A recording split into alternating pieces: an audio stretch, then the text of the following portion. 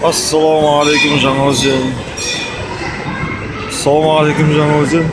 Мынау біздің Жаңаөзен қаласының ТРК Жаңаөзен орталығы ішінде ойна кидіс балаларға арналған ойын орталығы ашылды.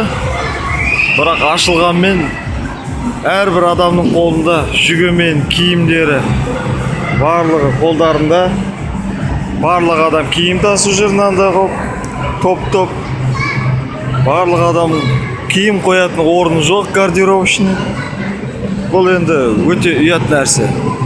Киімдерді қараңыз, адамдардың қолдарында. Мына жерге адам бала ойнатуға келе ма, или қолдарына киім ұстап ойнап жүруге келе ма? Бұл мәселе ұят. Сондай үлкен балалар ойын орталығын жасап алып, киім шешетін гардеробышный қоймаған. Іші болса халықтың бәрі киіммен жағалаш теңселіп.